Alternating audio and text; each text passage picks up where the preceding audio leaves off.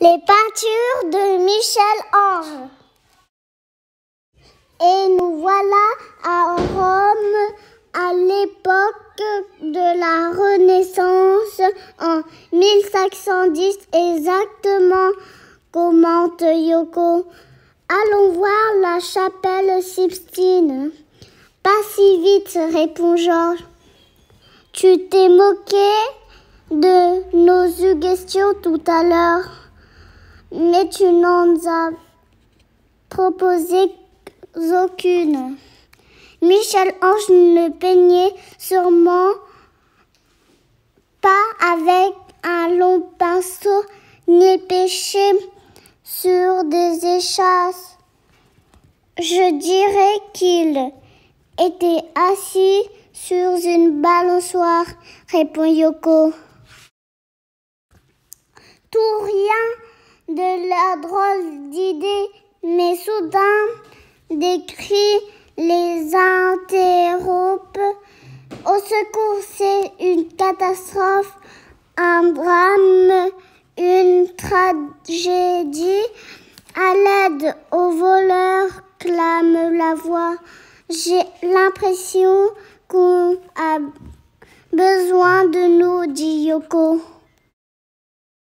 Vous avez un souci, questionnent les enfants.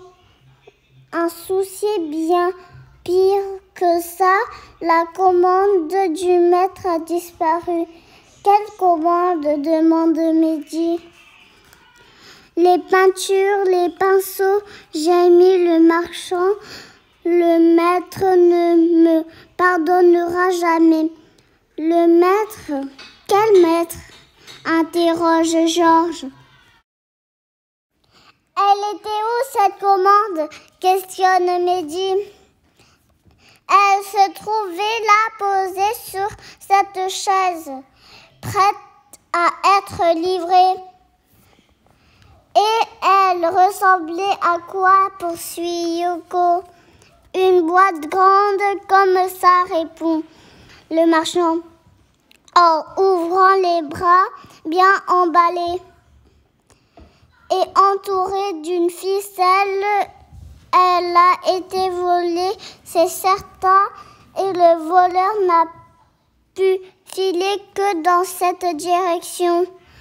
Que va dire le maître? Mais c'est qui ce maître? Redemande Georges. Nous n'avons pas un instant à perdre, comptez sur nous pour rattraper celui qui a dévoré les peintures du maître, promet Mehdi. Mais enfin, quel maître? S'impatiente Georges.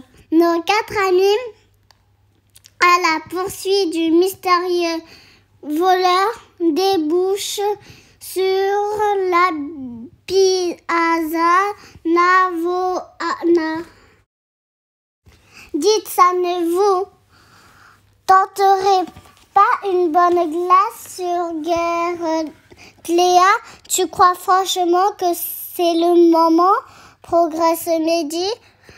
Nous avons une mission à accomplir. Le maître a besoin de ses peintures.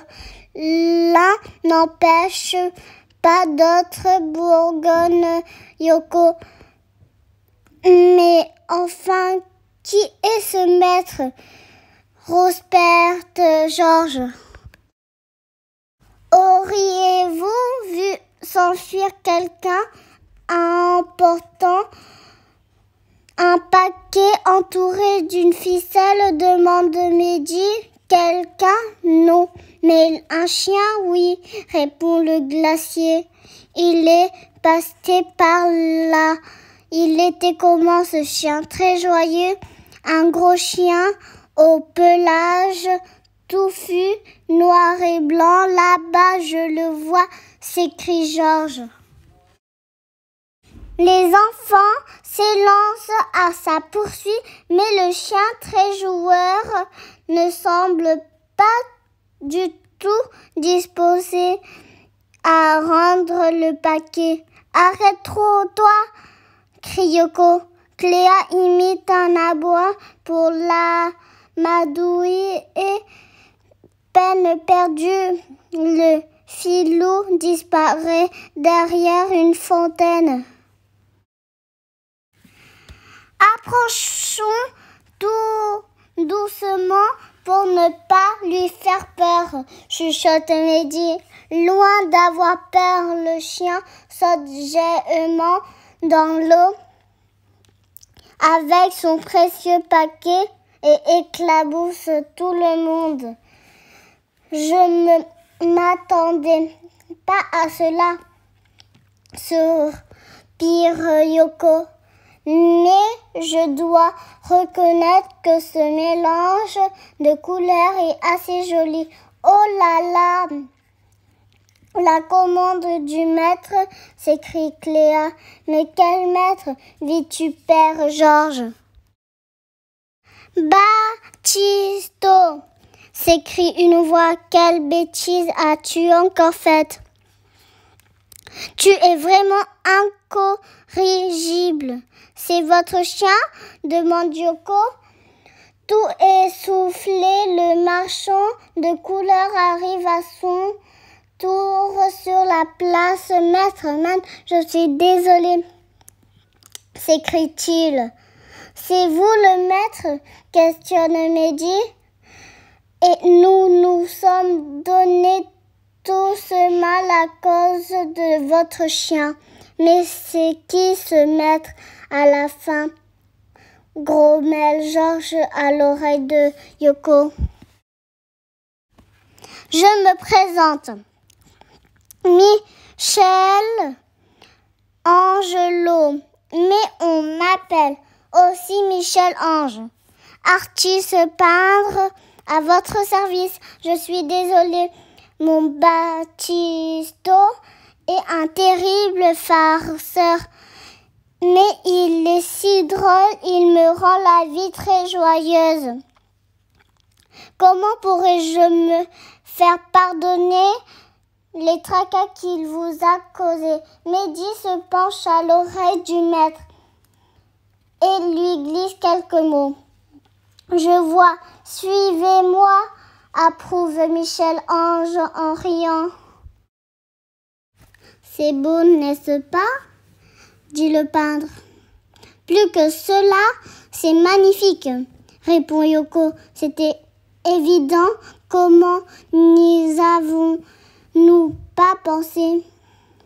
Vous peignez sur un échafaudage, commentant les enfants ravis, c'est exact. Et à chaque fois que je fais tomber mon pinceau, il me faut un bon quart d'heure pour descendre le chercher. Vous voulez monter jusqu'en haut? Propose Michel Ange. Non merci, répond Mehdi. J'ai un peu le vertige et puis nous devons rentrer. Alors, avant de partir, acceptez ce petit cadeau en souvenir de la farce que Baptisto nous a jouée. Le maître enlève le pinceau que le chien tient entre ses dents et le leur tend. Baptisto se dresse sur ses pattes et fait un énorme baiser à Yoko. Nos 4 amis joignent leurs mains et entrent dans le tourbillon magique. Magicalibra, à nous le présent.